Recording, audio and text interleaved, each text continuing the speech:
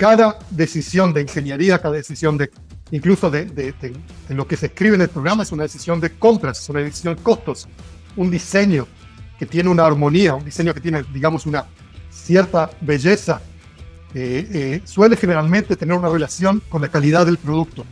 Los intereses son más altos, el riesgo sube, entonces ya tienes que ir con bastante más cuidado ahora que en 2021 o 2020, que era todo, pues... Sí, no pero nosotros sabemos que va a volver. Todo cambia, todo es una... Sí, es ciclo. Es un ciclo. La historia es sobre intentar sobrevivir como la parte más baja y cuando llegue la parte un poco más suave, pues intentar aprovechar para poder levantar un capital que sea más barato y tenerlo todo planificado. La parte tiene que tener su responsabilidad y no cambiar la cultura demasiado. Tener en cuenta por una empresa pequeña que dispone de unos recursos que antes no disponía, pero que tiene que tener cuidado con su presupuesto, que es probablemente una de las cosas más importantes al principio. Hola a todos y bienvenidos a un nuevo episodio de FinOps Más que Costes. Hoy tenemos un invitado muy especial, saliendo un poco del tema de compañías grandes y demás. Tenemos hoy a Ariel Tunic, CTO de Doctech. ¿Qué tal, Ariel? Muy bien, muy bien. Gracias por la oportunidad de hablar con ustedes. Muchas gracias. Y bueno, como no, a nuestro copresentador Damián. Damián, ¿cómo andas? Bien, gracias. Encantado de estar aquí en otro episodio. Muy bien, muy bien. Pues hoy creo que tenemos una charla bastante interesante. También para un ecosistema, ¿no?, que al final es quizá uno de los que más se benefició de la aparición de la nube en un primer momento, que fueron las startups, ¿no? De poder tener esa agilidad, de poder despegar todo muy rápido, tener casi unos servicios que eran impensables para cualquier empresa pequeña al alcance de su mano. Pero que, sin embargo, tiene que tener cierto cuidado, quizás más cuidado, porque tienen menos margen de error que son los costes, ¿no? Que al final les apremian más por el tema de, pues eso, al final está todo más pequeño, el margen es más corto, el riesgo es más alto, todo hay que tener mucho cuidado. Entonces, Ariel es una persona que está trabajando ahora en ese mundo y vamos a ver un poco qué nos puede contar un poco del FinOps en startups. Así que, Ariel, cuéntanos un poco cómo ves tú el FinOps desde tu perspectiva ahora como CTO de una empresa pequeña y cómo te está afectando como en tu día a día. Sí. Bueno, empezaré un poco con, digamos, un poco de historia, ¿no? De mi parte, o cómo lo veo yo a esta historia. Yo tengo algo así como 20 y pico años de experiencia en todo lo que sea software, IT, empresas grandes, enterprises grandes, y todo el movimiento de los data centers al cloud, ¿no? También todo eso, lo que es la cultura de FinOps, o empezaría de la cultura de lo que empezó lo que era DevOps, que yo pienso que tiene una relación con eso. Al principio, nosotros como programadores, como líderes de la tecnología de una empresa, nos preocupábamos bastante menos de los costos. Teníamos una parte de la empresa que es la parte de finanzas, la parte de IT, que le decíamos, bueno, necesitamos un servidor, o cuando llegamos a la nube necesitamos un EC2 o algo así, y básicamente no teníamos ninguna relación con ese departamento fuera de eso, o fuera cuando ellos reconocían un costo alto, ¿no? Y que es algo parecido a lo que pasaba con el DevOps. Antes estaba la parte de operaciones. Nosotros como programadores hacíamos nuestro programa, le pasábamos a la parte de operaciones. Bueno, encárguese de que esto llegue al servidor. Y empezó la cultura, o lo que se llama el DevOps, para cambiar un poco la cultura y para que la parte de programación, la parte de ingeniería, esté más relacionada con la parte de operaciones.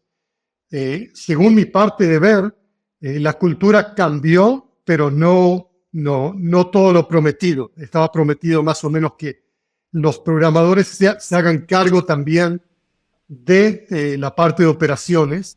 Eso no pasó. Últimamente todavía se le manda parte del trabajo de la infraestructura a la gente de DevOps, pero sí Ujú. la parte de ingeniería tiene que saber cómo va a ser su programa instalado en la nube, cuáles son los resources que van a ser usados.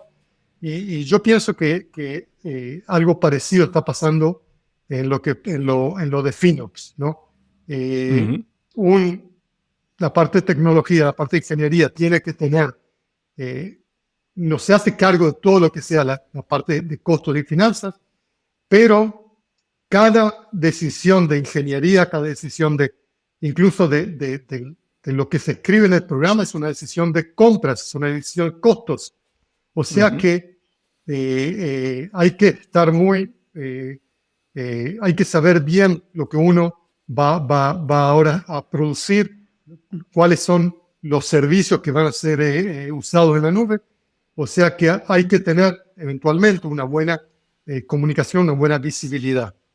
Ahora, Ujú. en la parte de lo que sea startup pequeño, yo soy el CTO de startup pequeño, menos de 12 personas, en Ujú. lo que se llama un nicho de tecnología, la parte marítima. O sea Ok. que no somos un startup en cyber que puede traer de las venture capitals mucho capital, sino capital que es bastante más reducido, o sea, como dijiste, el margen de error es más pequeño. Ujú. Entonces, lo que tratamos de hacer de nuestra parte es crear una empresa con un ADN que sea centralizado también en la parte de FinOps. Sí. Cambiar el ADN en una empresa cuando es grande es posible, pero es muy complicado. O sea que uno trata de que la cultura FinOps sea parte de la cultura de la empresa. Ujú. Eh, ¿A qué me refiero prácticamente?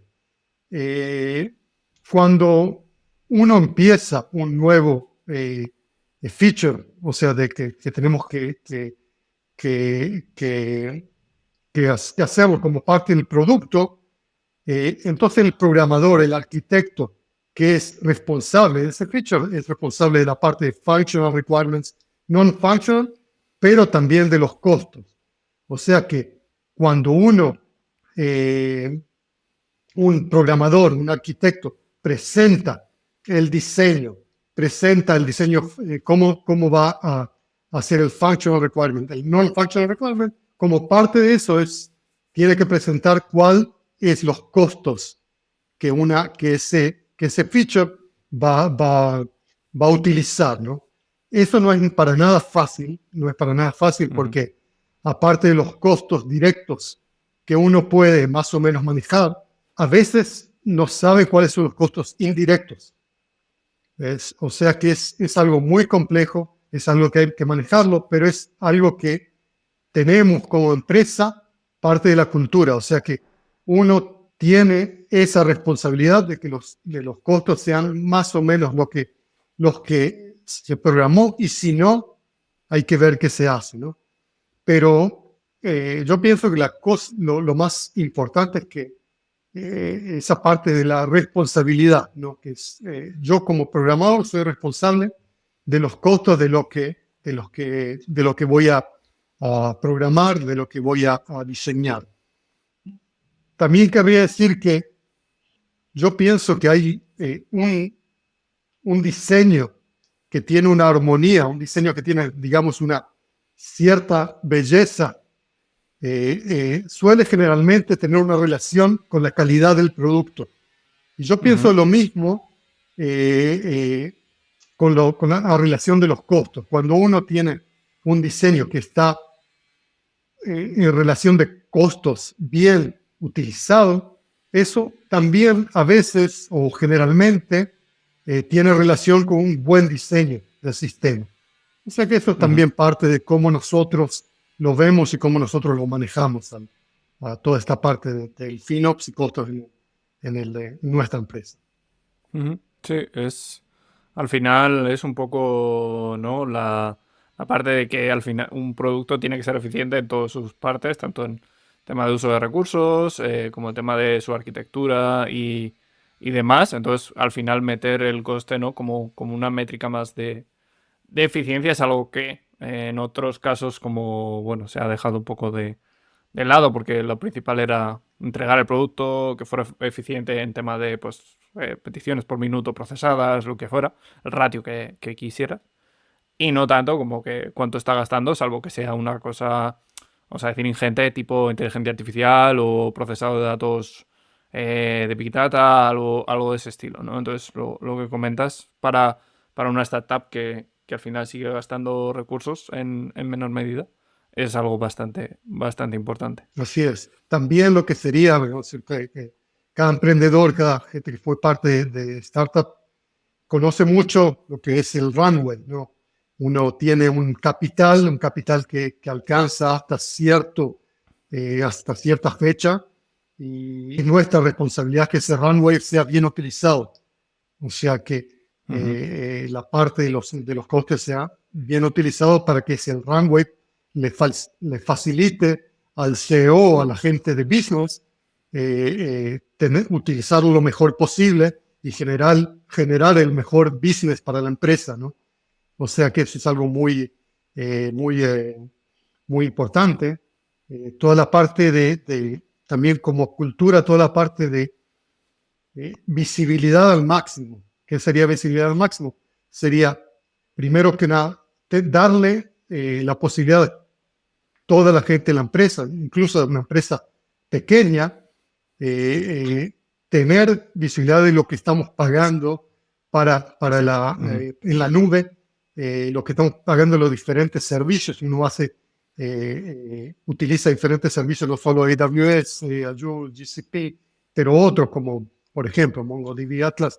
¿Cuál es cuánto el gasto por servicio? Darle la posibilidad a cada una de la empresa entrar y preguntar y fijarse cuánto uno paga, cuál es el costo. Y también muy importante tratarlo lo antes posible, incluso antes que la empresa tenga revenue, cuál sería darle la posibilidad de ver la ganancia con respecto al costo del producto, ¿no? Lo que se llama algo así como Cloud Efficiency Rate, tratar de llegar lo antes posible a un entendimiento, a entender cuál sería el futuro revenue de la empresa si los costos de la nube son tal y tal, ¿no? O sea que eso, toda la parte de visibilidad y transparencia en la empresa sea lo máximo posible, ¿no? También como parte de cultura, cuando uno hace lo que se llama code review, como dijimos antes, cualquier decisión de diseño incluso ahora llegamos a una situación que muchas decisiones como programador o muchas líneas de código tienen efecto en lo que al final uno pagaría. Por ejemplo, si uno trabaja como nosotros en serverless, o sea que mucho con Lambda, que uno paga generalmente por cuánto tiempo tarda esa función, esa parte en ser ejecutado. Si uno hace decisiones o tiene una línea de código que es synchronous, o sea que espera para que otro programa termine, la ejecución va a ser más larga y por eso el código, costo va a ser más. O si uno tiene muchas líneas de logs en el código, eso al final llegan al CloudWatch de AWS, más líneas de código, más storage, más costos. O sea que hay que ser muy como parte de lo que se llama code review, incluso como parte de la cultura, fijarse en eso. Sí, La verdad que estoy asombrado por una empresa así tan chiquita. Se ven que tienen procesos muy buenos como y parte de eso también de la visibilidad y todos esos procesos también que ya donde están prácticamente pensando en un proyecto, ahí tienen todo eso del coste que hablaste, o sea, tienen el proceso de pensar en el coste sí, y también la visibilidad. sí, O sea, eso para mí me parece estar en un muy buen lugar, en sí, especial para una sí, empresa, como dijeron, de 12 personas. sí. Me Pero eso, gustaría eso más es también parte, tener más capital y no tener la necesidad de Ya. fijarme en eso, pero no nos queda otra, ¿no? Así es, si no, no podemos, digamos, vivir como compañía.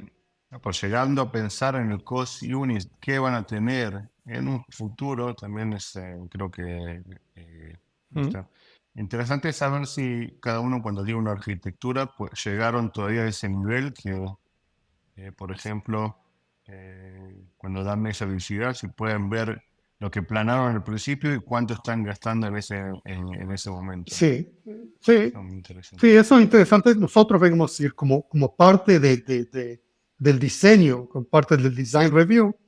Entonces presentamos el futuro costo como lo vemos y para eso usamos herramientas como el Cost Calculator de AWS y cosas así. Es muy complejo, también porque uno más o menos trata primero que nada, cada servicio de la nube es Ujú. diferente algunos por storage, otro por tiempo utilizado, es totalmente diferente. Y también uno trata más o menos de estimar la cantidad de datos que uno va a recibir. Por ejemplo, si es un streaming, si es algo así, tratando de estimar más o menos lo que va a recibir, uno no puede saber. Y está como lo que se habló antes, la parte de costo indirecto, que es, por ejemplo, el costo de VPN, costos de logs, tuvimos toda la parte de anomalías, por ejemplo, tuvimos un caso de que empezamos lo que se llama stream processing para hacer processing en tiempo real.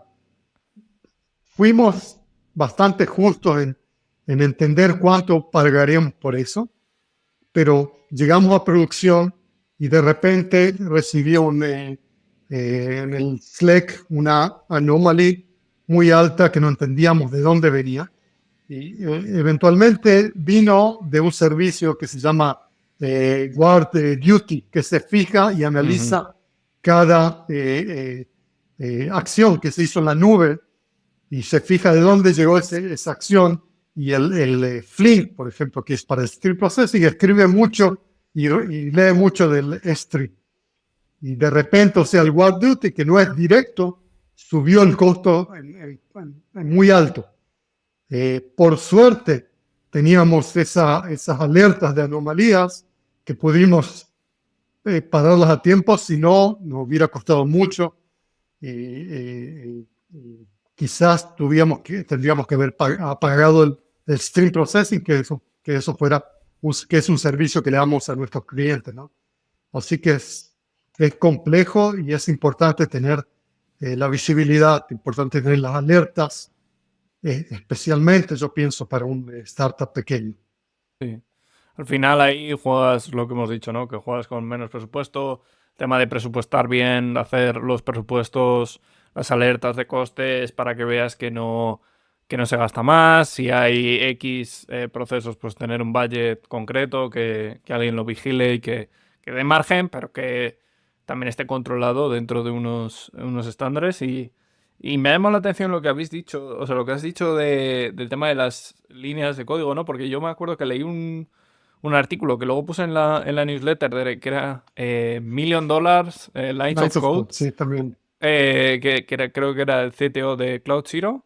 Muy bueno porque era en plan, un cambio de una instancia en un Terraform valía pues yo que sé, $1.000 al mes, que si lo multiplicas pues ya son 12.000 al año, que es ese tema, lo que tú dices de un loop en, por ejemplo, en una Lambda, que tarde, pues en lugar de tardar nada, tarda un segundo más, pues Sí, un segundo por reproducción, por demás, lo rápido que escala un coste es bastante imponente. Entonces, tener eso como métrica es algo que es muy importante. Y creo que también lo que has dicho, ¿no? Del coste de los productos. Es decir, creo que como que en la industria del software a veces, por cómo es, o cómo yo creo que cómo es en general, cómo se genera el dinero, cómo se levanta capital, cómo se crean las empresas, se tiende a ignorar completamente el coste así del es. producto, el coste por usuario. No está presente. En cambio, por ejemplo, una empresa de, yo que sé, de logística o de alimentación, su margen, por ejemplo, vamos a poner una empresa de alimentación, su margen es un 1, un 2%, un 3% como mucho. Tiene que saber perfectamente al mínimo detalle lo que le cuesta hacer, pues vender unas galletas o unas tal. No puede perder ni un... Igual juega al céntimo. Así es. Entonces, eso en el software o en este tipo de empresas tiende a ignorarse. Es decir, Así hay es. veces que es un poco, ¿qué me cuesta? Pues no sé, mientras yo esté generando tal, ya, pero ¿qué te está costando? ¿Sabes? Así es. Porque como hay márgenes más altos, también es una industria con márgenes más altos, pero bueno, los márgenes son altos hasta que no generes beneficio, el margen es cero, ¿sabes? Así es. Entonces, claro, también se vive mucho en... Y eso no sé cómo lo ve. Me gustaría saber cómo tu visión de... Porque claro, una startup, ¿no? Muchas startups esas se ve que va a perder dinero hasta X punto, ¿no? Entonces, ¿cómo veis vosotros ese tema de los costes en esos estados? No sé si has estado tú en esos estados de decir, vale, ahora mismo estamos perdiendo dinero, ganaremos dinero en tal punto, llegaremos a break-even, demás. ¿Cómo ¿Tú crees que se valora lo suficiente el coste de cloud en esos estados donde estás levantando capital y te estás gastando mucho dinero de otras personas que luego igual vas a echar de menos?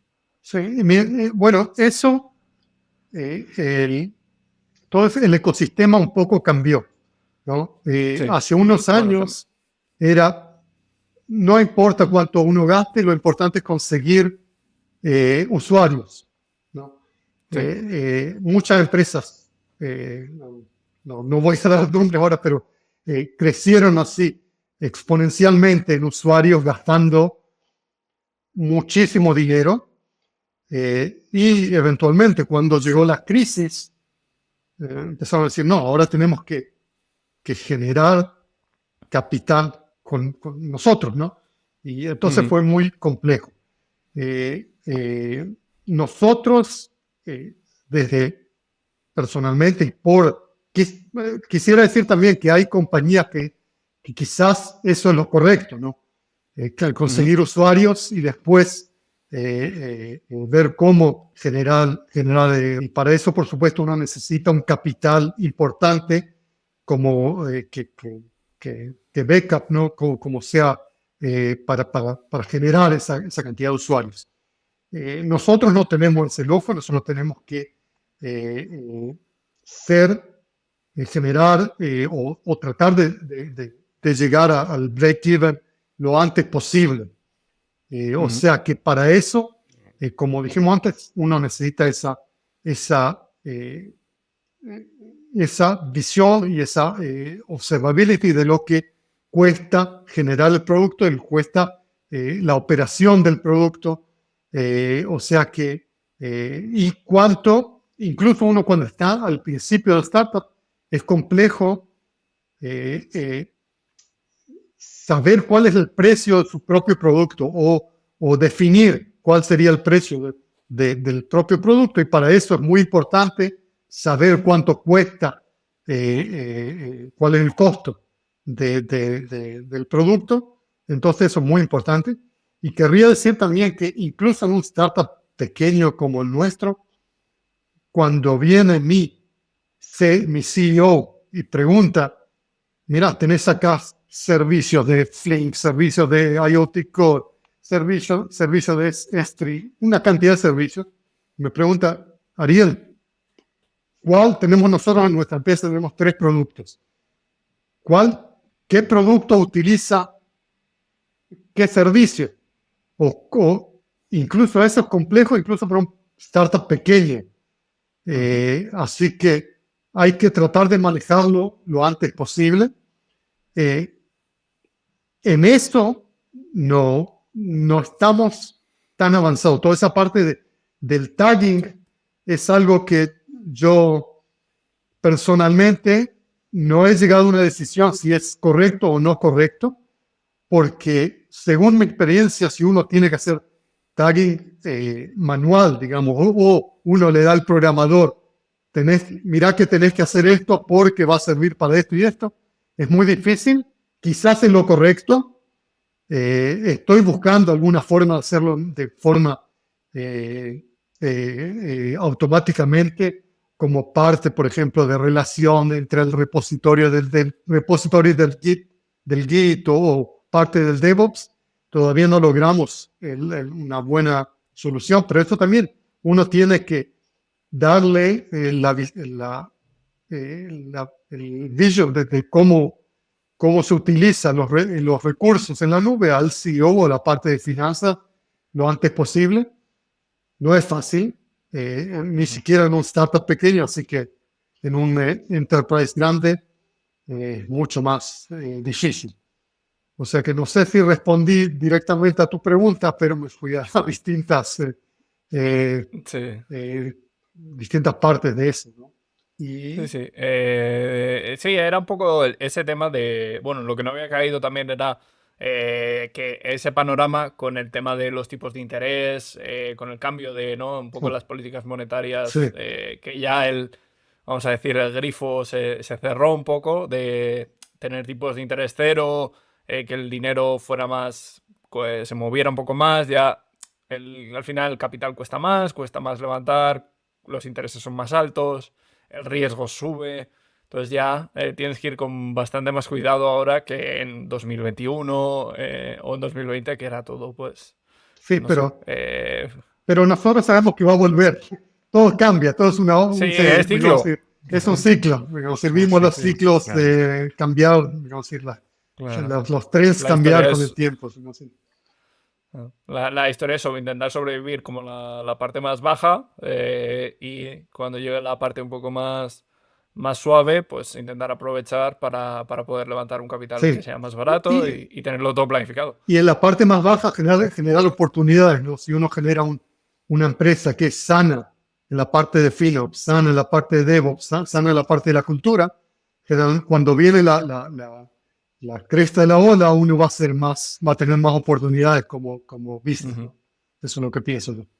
Bueno, a lo mejor cuando encuentres la manera de hacer el tagging perfecto, te invitamos otra vez y nos contás cómo lo hiciste. Sí, estamos tratando. También lo que me falta, no sé si usted conoce los SILA, yo soy muy fanático de lo que sería Static Code Analysis, o sea Ujú. que análisis static del código, que es algo que se usa mucho, por ejemplo, para encontrar en el código Bugs. falencias de seguridad, por ejemplo.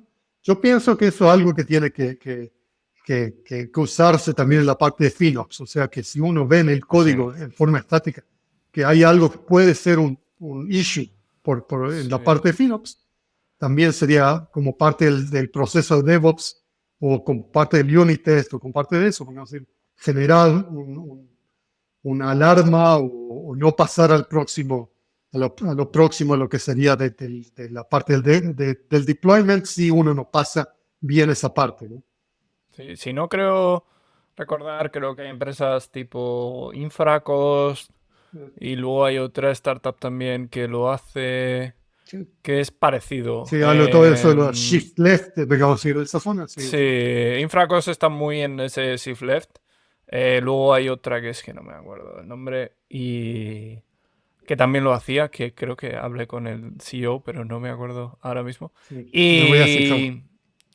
Y luego sí, eso te lo paso y lo pongo.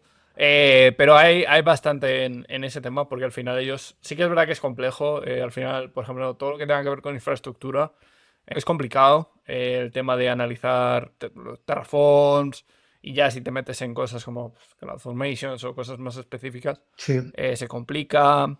temas Kubernetes se sigue complicando aún más porque no acabas de saber, no es directo, la infraestructura es como indirecto porque es una cosa que va dentro de una infraestructura que luego va de otra manera. Pero sí que es algo que estoy seguro que irá por esos términos, y no sé si empresas como tipo eso, Infracost o Weave se centrarán y entonces estoy seguro que habrá progreso en esa parte. Así Pero es. sí, es una de las más... Yo también lo he visto y el tema de seguridad, además con todo el tema de la IA para procesado de texto, Eso ese tipo es. de cosas que puede como cerrarte un poco el scope, funciona porque es lo que tú dices. Al final un SonarLint o demás te escanea el código y te ve una directriz, pero claro, no es lo mismo con Así un es. coste que es como más difícil Así de es. calcular. Pero pienso que va a llegar Sí. también a esas herramientas, porque todo el ecosistema está mucha gente está empezando a entrar en el ecosistema del FinOps y es muy interesante lo que está pasando, ¿no? En todo este ecosistema. Muchas empresas nuevas, la cultura cambiando, así que para mí es muy, muy interesante. Bueno, yo creo que la verdad fue muy interesante y llegamos a la parte en que nosotros te preguntamos, una pregunta que la verdad que le preguntamos a todos, Ujú. así que espero que estés preparado y bueno, vamos a empezar. Mira, la primera es, si pudieras crear una herramienta de FinOps mágica, ¿cuál sería? Sí, yo pienso que sería relacionado a lo que hablamos antes, o sea que uno, vamos a decir, con un análisis del código que va a ser deployed, ¿no? Saber si la utilización optimal del producto, ¿no? Del feature. O sea, y analizar antes de que llegue a la nube los productos directos e indirectos de los costos directos e indirectos de ese feature. Así, eso es lo que querría lograr. No pides mucho, no eres el que más pide No, de los que hemos tenido, no eres el que más pide, ya te eso es lo lo digo. y quizás contestarle de forma automática a mi CEO de lo que me pregunta, no sé, eso Sí. también trataría de lograr eso. Genial. Bueno, la próxima es, ¿cuál es el mayor malentendido sobre FinOps? Sí, esa es una buena pregunta y quizás yo no sé, es algo que yo no mal entiendo. Y esa sería, de mi forma de verla, eh, eh, quizás, digamos, en todo este movimiento de FinOps se habla mucho de la comunicación y la coparticipación entre el finance y engineering. Yo pienso que hay que aprender de lo que fue lo que fue DevOps, ¿no? Que finalmente cada parte tiene su responsabilidad y la comunicación tiene que ser no tan profunda, sino más, digamos así, no tan profunda para que no generar confusión en cada lado. Cada parte tiene que tener su responsabilidad y no cambiar la cultura demasiado, sino dejándole la responsabilidad a cada uno. No sé si fue claro, no, pero no sé, yo pienso que hay que aprender del cambio del DevOps y interpretarlo así también en el FinOps. O sea que está la responsabilidad, tiene que haber coparticipación y transmisión entre cada uno, pero finalmente quedarse cada uno con su responsabilidad. Yo así lo veo, no sé si fui claro, ¿no? En esto. Sí, ahora está ahora muy claro. Sí, fue claro. Y bueno, la última es, ¿cuál es tu referencia en este mundo de FinOps? A referencia, ¿a qué te referís? ¿Podría ser? Referencia de dónde. Puedes decir Víctor, que están leyendo su ¿De newsletter. dónde estudio? O sea, Sí, claro, tema ¿de de dónde? una Sí, compañía, sí, una sí. persona, Una compañía, entendamos claro. Primero que nada, personas y demás. sí, como dijimos antes de la charla, no sabía que ibas a hablar con ti, Víctor, y yo soy Leo mucho tus posts en LinkedIn, toda la parte que sea podcast, o sea, de FinOps, todos los podcasts de la organización. Estoy incluso del principio escuchándolo a todos los podcasts. Y sí, estoy tratando todo posible de donde educarme y los cursos, ¿no? de FinOps y eso. Hay mucho material y mucho material interesante, mucha gente interesante. Así que de ahí trato de estudiar y eso. Bueno, me parece perfecto, la verdad que muchas gracias por estar acá con nosotros y compartir tu viaje, tu journey a Synops y cómo lo hacen en su empresa. La verdad que para mí me pareció muy interesante. Y, y bueno, Sí, ha sido, la verdad es que es muy interesante ver cómo una empresa pequeña puede empezar a aplicarlo desde el primer momento y cómo quizá por las circunstancias al final económicas y por el tipo de diferentes tipos de empresas, cómo se ve un poco el cambio, ¿no? Ya de, bueno, esto no es despegar aquí corriendo lo que sea, que funcione y da igual lo que cueste, sino desde un principio que el coste sea una métrica a tener en cuenta por una empresa pequeña que dispone de unos recursos que antes no disponía, pero que tiene que tener cuidado con su presupuesto, que es probablemente una de las cosas más importantes al Así principio, es. ¿no? Y eso es muy interesante en tema de otras perspectivas de empresas grandes que al final se preocupan más de otras cosas que no es esto. Así que ha estado muy bien. Así es. Muchísimas gracias, la verdad, por esta oportunidad de hablar con ustedes. Así que lo disfruté mucho. Me alegro, Elier. Ese es el objetivo. Espero que también los oyentes, en este caso, lo disfruten. Así que nada, muchas gracias de nuevo por venir, Aliel, y nos vemos en el próximo episodio. Saludo. Gracias.